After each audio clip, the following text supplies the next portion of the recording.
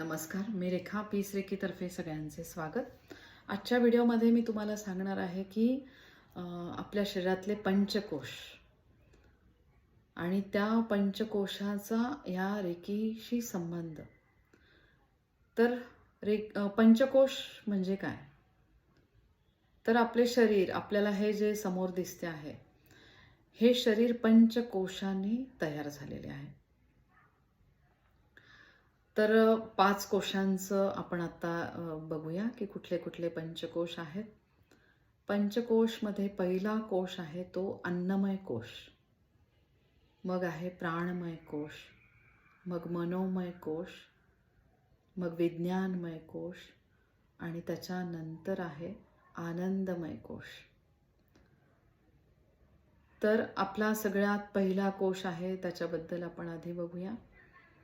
आपला पहिला कोश आहे तो अन्नमय कोश.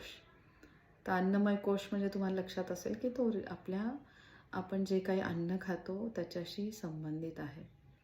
अन्नमय कोश या सृष्टीमध्ये आपल्याला जे जे आपल्या डोळ्यांनी दिसतं आहे किंवा आपलं हे शरीर आहे, तर हे शरीर आणि जे काही आपण अन्न ग्रहण करत आहोत त्याद्वारे तयार झालेलं हे आपलं शरीर, तो आहे आपला सगळ्यात अगोदर म्हणजे अन्नमय कोश.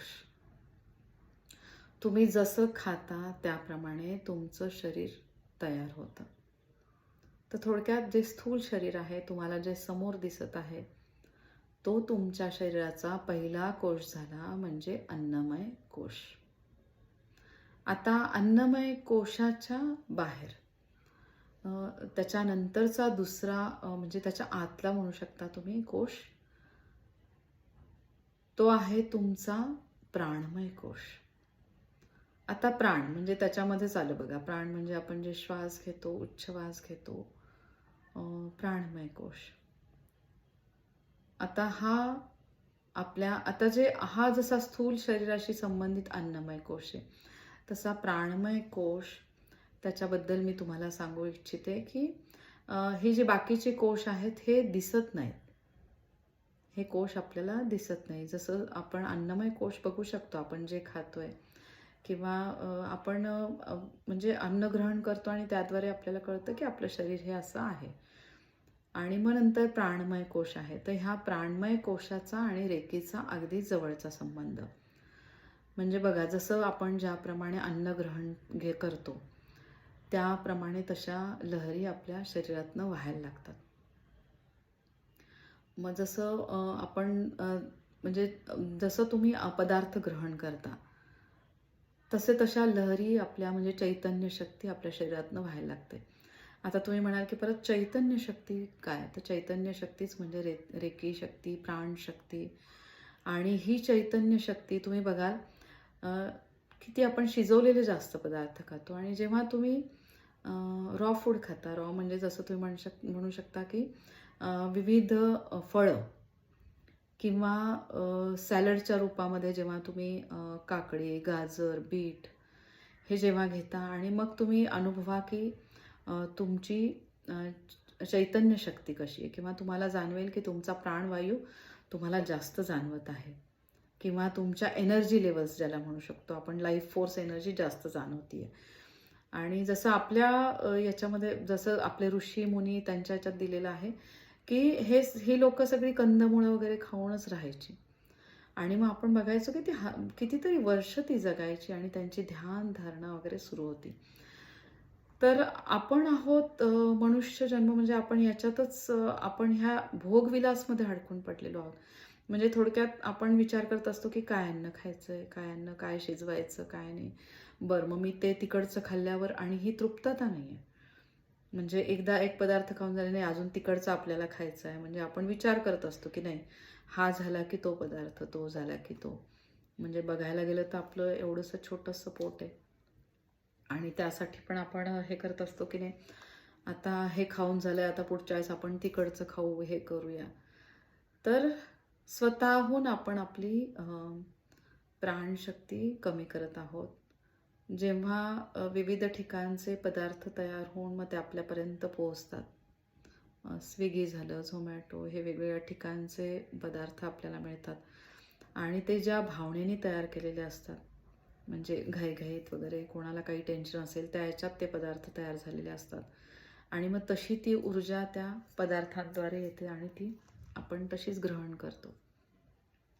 आणि मग आजकाल आपण बघतो की अगदी तरुण वयात पण मुलांना वेगवेगळे आजार होतात आणि मग आपल्याला अरे हा तर एवढा तरुण आहे आणि मग याला एवढ्या लवकर कसा काय हार्ट अटॅक आला किंवा हे.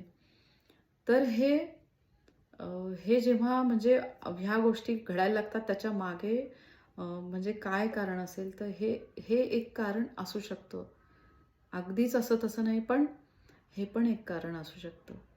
आणि जेव्हा तुम्ही बघा एखादी आई आपल्या मुलासाठी जेवण तयार करते, तेव्हा तिचं जे प्रेम किंवा ज्या वात्सल्याने जेव्हा ती घरातल्या लोकांसाठी अन्न तयार करत असते, ती घरातली बाई आणि तिच्या त्या भावना, त्या चांगल्या प्रेमळ भावनेने ती अन्न तयार करत असते आणि मग तिला असं वाटतं की माझ्याद्वारे अन्न बाबा हे छान तयार होते आणि मग तशा भावना तिथे पोचतात आणि मग त्याद्वारे सगळेजण म्हणजे छान तृप्तता होते त्या जेवणाद्वारे. तर आणि मग तशी ती प्राणशक्ती भरभरून व्हायला लागते. मग जेवढं तुम्ही कच्च्या स्वरूपात खाल म्हणजे जे खाता येण्यासारखे पदार्थ आहेत, विविध म्हणजे फळं, भाज्या वगैरे ती नक्की तुम्ही त्या रूपात खा. म्हणजे तुम्हाला जाणवेल की चैतन्य शक्ती तुमच्या शरीरभर वाहत आहे. अशी ही तुमच्या प्राणमय कोशाशी संबंधित आहे. त्याच्या वरचा कोश आहे तो मनोमय कोश. आता मनोमय कोश जसं मी तुम्हाला म्हटलं की चैतन्य शक्ती जेव्हा तुम्ही सात्विक आहार घेता त्याद्वारे सात्विक लहरी तिथे व्हायला लागतात आणि मग तुमचा म्हणजे तुमचा मनोमय कोश त्याच्यामध्ये तुम्हाला खूप तुम्ही म्हणजे तुम्हाला छान वाटायला लागतं. आतनं तुमचं मन एकदम छान तुम्हाला जाणवेल की तुमच्यात खूप बदल होत आहेत. सगळ्यांबद्दलच चांगल्या भावना यायला लागतात तुमच्या आणि तसे तसे बदल तुमच्यामध्ये सूक्ष्म बदल व्हायला लागतात जेव्हा तुम्ही आहार सात्विक घ्यायला लागता. आणि त्याच्यातच मी सगळ्या माझ्या फॅमिलीमध्ये मी सांगत असते की तुम्ही जसं काही काही पदार्थ आहेत ज्याच्यातनं टॉक्झिन्स तयार होतात. मग त्याच्यात खूप मसालेदार पदार्थ, तिखट पदार्थ, बेकरी प्रोडक्ट्स, मग त्याच्यात अजून वेगवेगळे पेय, अति खूप गार किंवा मग एकदम चहा जो खूप उकळून आणि मग त्याच्यातलं सगळं तत्व घालून आणि मग त्याच्याद्वारे पण तुमचे टॉक्झिन्स तयार होतात. आणि मग आपण परत म्हणतो की नाही मला ॲसिडिटीचा त्रास आहे, मग तो जातच नाही आहे असं असं. पण अरे त्याच्या मागचं तुम्ही कारण शोधा की आज तुम्ही जर सकाळ संध्याकाळ आणि 4-4 वेळा जर तुम्ही चहा घेत असाल तर माझी सगळ्यांना विनंती आहे तर होईल तेवढा तुम्ही चहा बंद करा. नाही बंद करता आला तर एकदम थोडासा घ्या किंवा तुम्ही ग्रीन टी घेऊ शकता किंवा ब्लॅक टी घ्या. स्वतःहून तुमच्या शरीराची चैतन्य शक्ती कमी करू नका, प्राण ऊर्जा कमी करू नका. तर असे आहे आणि मग त्याद्वारे तुमचं जेव्हा तुम्ही असे पदार्थ चांगले चांगले घेता तर त्यावेळेस तुमचं शरीर आतनं म्हणजे तुमचं जो मनोमय कोश आहे त्यात मनामध्ये चांगल्याच भावना उठायला लागतात. तर हा आहे सूक्ष्म कोश आणि तो आहे मनोमय कोश. आता मनोमय कोशाच्या वर आहे विज्ञानमय कोश. विज्ञान म्हणजे विविध ज्ञान आपण ग्रहण करतो, आपली अभ्यासाची वृत्ती. आणि विज्ञानमय कोश म्हणजे आपल्या ज्ञानेंद्रियाशी संबंधित. जेव्हा आपले विचार चांगले व्हायला लागतात तेव्हा आपल्याला आपोआपच आपल्याला ध्यानधारणा आपली वाढते किंवा मग आपण अध्यात्माचं आपलं काही असेल तर ते वाचन आपलं चांगलं होतं किंवा शरीरशास्त्र त्याच्याविषयी वाचन होतं. आणि नक्की आपल्या म्हणजे ह्या मनुष्य देहाचं महत्त्व आपल्याला कळायला लागतं की ह्या मनुष्य देहाची काळजी आपण घेणं किती गरजेचं आहे.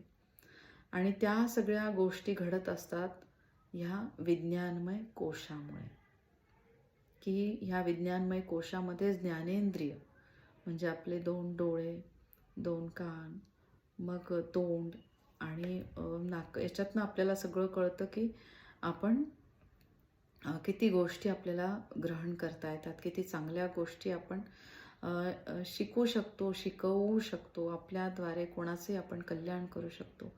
तर ह्या गोष्टी घडतात सगळ्या विज्ञान कोशामुळे. आता त्याच्या अजून त्याचा वरचा स्तर आहे तो आहे आनंदमय कोश. आता ह्या आनंदमय कोशाचा कसा संबंध आहे? तर आनंदमय कोश हा अध्यात्माशी जास्तीत जास्त संबंध आहे. त्या परमात्म्याशी आपला संबंध येतो.